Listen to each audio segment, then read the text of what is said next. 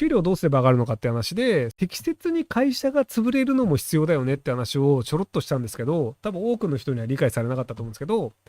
日本は生産性が低いと言われて久しいですが、計算方法がパート地域も入っていたり、日本を意図的にけなしよ歪めようとしていると感じました。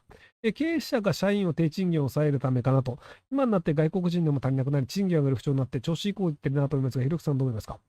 生産性が多いっていうのは利益率という観点でいくと、割と事実に近いです。はい。えっと、何をもってその利回りとするかもあるんですけど、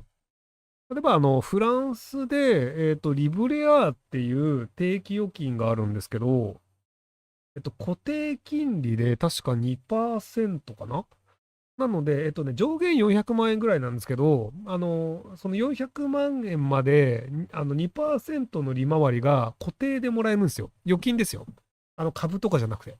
で、日本の場合って、その下がるかもしれない株式取引とかして、でもせいぜい配当をもらって2%とかなんですよ。なのですけど、その定期預金的なやつで2%とか、他のやつでも1.5%とかって割とあるんですよ。で、それがなぜ成立するかっていうと、その金を企業に預けとくと、もっと儲けてくれるからなんですよ。で、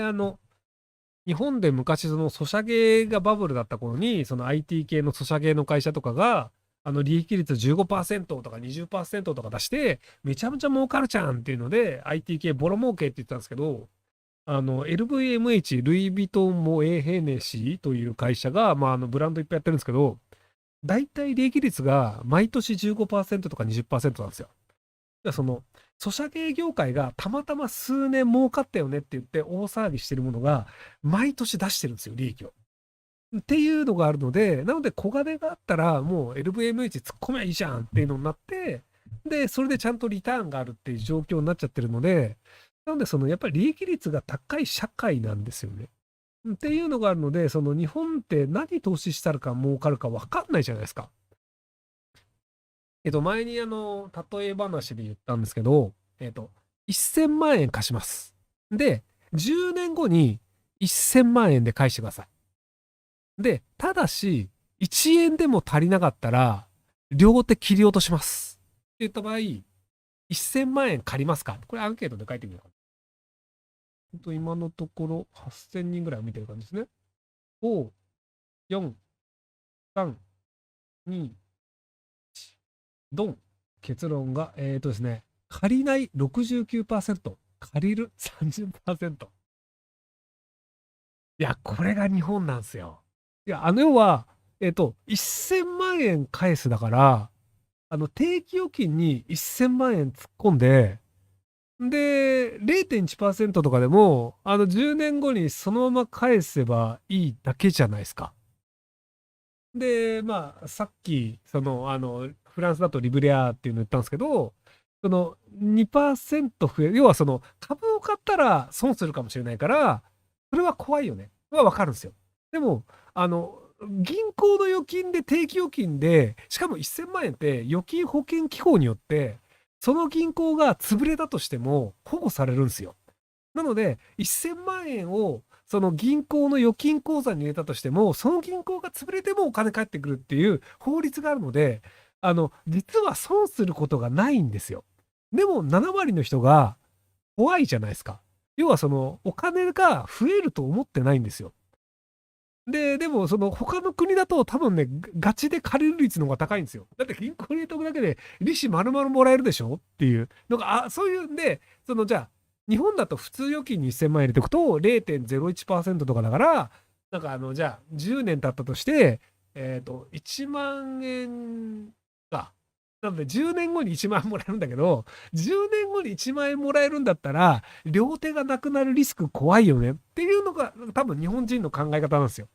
要はたった1万円のために両手がなくなるかもしれないの怖くねみたいな。でも他の国だと利率が高いので、なので例えば2%で回るんだったら、10年後に20万円以上になるんですよ。福利だからね。なので、そうするとじゃあ多分30万円ぐらいになると思うんですけど、そしたら10年後に30万円もらえるの超得じゃんって考えるのが経済成長してる国なんですよ。でも残念ながら日本って経済成長してないので、お金を借りる超怖えってなっちゃうんですよね。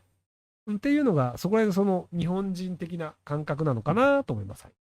今日のアベマでも内部留保はとにかく置いといて、GPT やコパイロットや製造業のロボット化が労働から資本へエクスチェンジさせて、今はまだ水面下の本当の AI 化が今後急昇したときに、ひろゆきさんなら今日のラストコメントを取り、市場に任せて到達するのか、あるいはリスキリングで労働生産性を上げるのを助けるかどうかされますか。またいつもおっしゃっているベーシックインカムがセーフティーネットでここでつながってくるんでしょうか。ちょっとややこしい話したんですけど、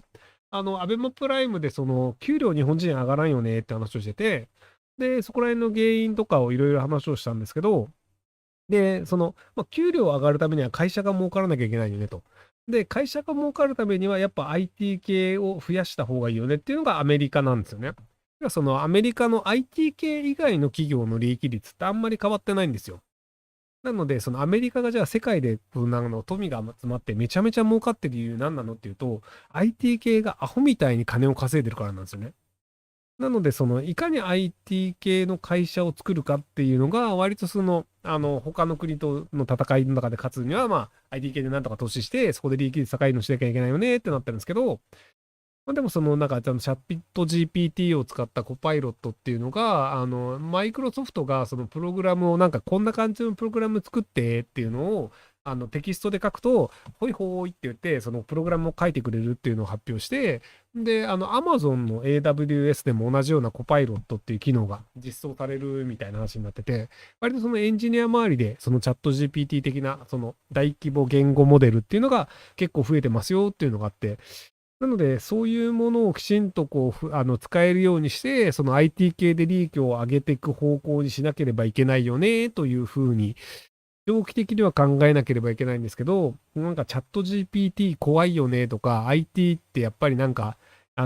となく怖いから触らない方がいいよね、そういうのを使わない社会の方が私はいいよね、みたいな人というのがメディアに出るのはよろしくないんじゃないかなと思って、今日は老害という表現をしたんですけど、チャット GPT を使って、これは危ないよねとか、こういう、問題点があるよねとかっていうのであれば、僕はそれは言うべきだと思うんですよ。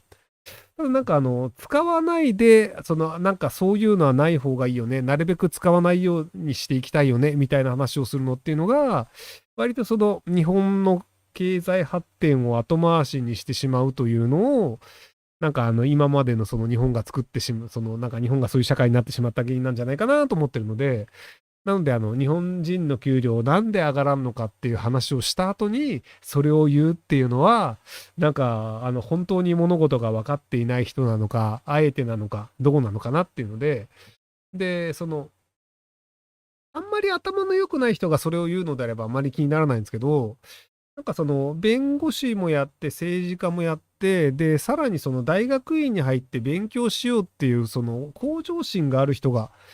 そういうことを言っちゃうと、向上心のある人ですら、そういうのは触らない方がいいんだみたいに思っちゃう人がいると思うので、余計に良くないんじゃないかなと思った次第です。はい。で、給料どうすれば上がるのかって話で、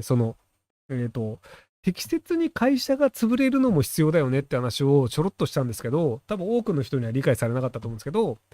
要は内部留保をしてる会社がいっぱいありますと。でもなんで給料を上げないかっていうと、給料を上げなくてもいいよねという社会状況になっていて、で、給料を上げますってなると、ギリギリの会社が潰れちゃうんですよね。で、そのギリギリの会社を潰すのが良くないよねっていう価値観が日本は多いんですけど、そのギリギリの会社が潰れて、利益の出てる会社が給料を高めに払うようになって、その給料を高めに払うような会社と同じような仕事を作ろうとか、給料の高い会社に払ろうっていう形で、より生産性の高い付加価値のあるものをやろうというふうに人が動いた方が、結果として日本人の給料って上がっていくよねっていう話だと思うんですけど、で、ただそれをやろうとすると、その失業する人とか会社なくなっちゃいましたって人がいるので、なのでセーフティーネットとしてベーシックインカムっていうのがあった方がいいよねっていうのを、今回ベーシックインカムの話は一切しなかったんですけど、TK さんは割と僕が、ベーシックインカムこういうところに挟んでくるだろうなっていうのを予想していたっていうのは正解です。はい。で、今日のタイトルが、ニジマスを放流するとニジマスは減るっていう話にしたんですけど、地域によって、もともとに川魚のニジマスっていうのを増やした方がいいよねと。で、ニジマスを放流するみたいな事業をやってるとこ多いんですよね。なんか小学生がニジマスを川に放流しますとか、で、ニジマス増やしたいから、その地域がなんかお金を払って、その地方自治体がニジマスを川に放流しますとかってやるんですけど、で、あれって、ニジマス増えると思ってみんなやってるじゃないですか。じゃあ、その後どうなったでしょうっていうので調べると、大体ニジマス減ってるんですよ。で、あの、要はニジマスを放流したんだから、ニジマスが増えるだろうっていう、単純な足し算で物事を考える人が多いんですけど、そもそもニジマスが少ない川だから増やそうとするんです。で、ニジマスが少ない原因は何ですか？餌が少ないか、天敵が多いからです。で、今時、魚の天敵はあまりありません。要は、そのなんか、狐がいるとか、やたら釣り人がいるとかあんまりありません。なので、餌が少ないから、ニジマスが少ないところに、ニジマスを大量に突っ込むと、余計餌がなくなって、餌が枯渇するんですよ。で、ちょっとずつ餌が、例えばじゃあ、なんか小魚を食べるニジマスだとしましょうと。で、そのニジマスが少ないうちは小魚でもまだ生き残る小魚がいて、その生き残った小魚が卵を産んで、そのなんかメダカとかがね、ちょっとずつ増えてっていうので、そのニジマスは少ないんだけど、メダカもそれなりに残ってっていう形で生態系が維持されるんですけど、ニジマスを大量に突っ込むと、ちっちゃいメダカも含めて全部食っちゃうんですよ。で、メダカが絶滅するんですよ。なので、結果として、そのニジマスはその後餌がなくなり、どんどん減っていくんですよ。っていうのがあって、そのニジマスを入れるとニジマスが増えるだろうっていう、その北風の太陽みたいな感じで、だってニジマス少ないんだからニジマス入れたら増えるに決まってんじゃんっていうのが、その表面しか見ない頭の悪い人がいるんですけど、本当に大事なのは、ニジマスの餌を増やすことなんですよ。なので、ニジマスを増やしたいのであれば、ニジマスを放流するのではなく、ニジマスが食べている餌が増える生態系をちゃんと作らなければいけないんですよ。なので、そのなんか上の方で、そのなんか森の開発とかをしちゃって、そのなんか木がなくなっちゃって、本来であれば、その木の実とかが川に落ちて、その実を食べてるっていう、その動物だったりのうんことかだったり、その動物だったり、その実をその魚が食べたりとかっていうのがあって、その川の中に餌が多い状況というのを作ると、結果としてニジマスも増えるんですよ。っていうのを考えずに、とりあえずニジマスいっぱい川に入れたら増えるっしょみたいなのを、割とね、日本の頭の悪い人はやりがちなんですよね。っていうのがあるので、で、例えばですね、だから餌になる魚を放流したとして、その餌になる魚が食べる餌がないんですよ。例えばじゃあメダカが、じゃあ餌になるメダカが足りないんだと。じゃあニジマスを増やすために、メダカを放流しようって言ってメダカをバーンって放流すると、今度はメダカが食べている苔がなくなるんですよ。でそのメダカが苔を食べてるとして、その苔をメダカが全部食い尽くして、で、メダカが繁殖できなくなって、メダカの数も減って、ニジマスも減ったりするんですよ。なので、本来はその生態系を見て、その生態系の中で何が問題なのかっていうのをちゃんと見て、で、そこの根元の部分から解決しなきゃいけないんですよね。なので、本来ニジマスが減ってるのは何なのかっていうと、大体その森林伐採だったりするんですよ。なので、ニジマスを本当に増やしたいんだったら、その上流の方の森林伐採やめたらっていうところになるんですけど、ただ森林伐採やめちゃったりすると、割とその産業が持たないみたいなことになったりするので、なので、なんかニジマスを放流することで、私たちは自然を守ってますみたいなことをこうやりがちっていうところです。はい。よくあることなんですけど、割とその表面的に何かをしたことで、こう良いことをしたと思い込んでしまって、結果として悪いことになってるっていうのがわからないっていう人は割と多いんじゃないかなと思いますけど。